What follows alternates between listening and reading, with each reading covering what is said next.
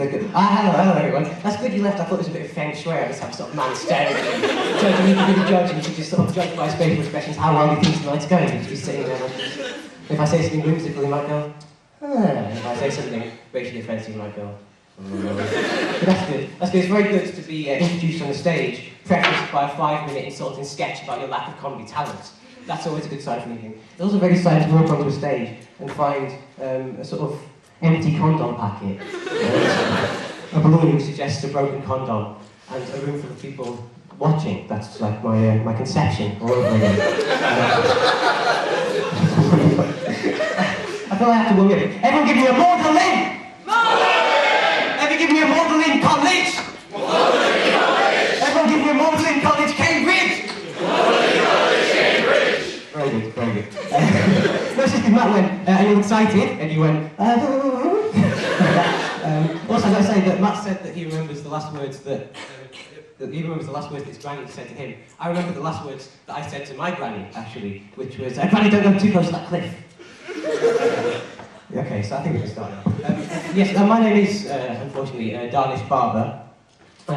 Before I start, I should probably say that people often tell me that I'm a lot like Marmite. I sound a lot like Marmite. Not because you either love me or hate me, but because I'm brown and I smell of yeast. Over the holidays, I went to see the latest of the Harry Potter flicks. Have you got any Harry Potter fans in today? Yes! Excellent. I like the Harry Potter flicks because they make me sort of despair for humanity more than almost any other historical injustice or event ever. I always go and see them though. I always go and see them year after year with a sense of grim determination. It's like how every time I go to Blackpool, I always purchase and eat a stick of Blackpool rock, even though it makes my mouth bleed to an almost unbelievable. I'm sat there in my room, just grimly rubbing it into my mouth, like some sort of disgusting confectionery fellatio. Like a cheap prostitute with a sweet tooth rubbing a stick of sugar into a bleeding sick little. Deep throating this stick. Why do I do it? Why do I always buy a stick of... And why do I even always go to Blackpool year after year? When I know for a fact that it's full of the sort of working class people I specifically came to Cambridge to avoid. I'm not going to go at working class people. I respect them. They take their oppression with good grace and good humour, which I respect. I just don't want to spend any time fraternising with them or even thinking about them. But I always go to Blackpool. I always go to Harry Potter films. I don't know. Actually, I do know. I always go to Blackpool because I like a bit of rough. And I always go to the Harry Potter films because I'm intrigued by the performance of Daniel Radcliffe, the acting, the acting performance of Daniel Radcliffe, because he's been cast as the face of an internationally marketed and inevitably financially successful film as a lead actor in that franchise. So you think, therefore, that he'd have some modicum of acting ability, or indeed some idea of what acting is, but he doesn't seem to. He doesn't seem to have any idea. He seems confused and bewildered, like a small monkey just walking off the set and being handed a lucrative contract on almost basis of no talent. Daniel Radcliffe, the only actor who's going to be in perpetual employment. Daniel Radcliffe, the only actor who I think is less charismatic than a damp, soaking, badly printed newspaper photograph of his own face. Daniel Radcliffe, the only actor who needs to get his knob out on a West End stage to distract the fact, yes, you don't see me with my knob out, do you? You don't see me stand. I'd love to perpetually have my knob out, but I don't do it. I don't do it because I'm confident in my talents. I don't want to distract from this sermon that I'm currently giving. Daniel Radcliffe, the only actor who's so wooden, he'd make the furniture cupboard of Charlie's mahogany warehouse cash and carry seem envious. Daniel Radcliffe.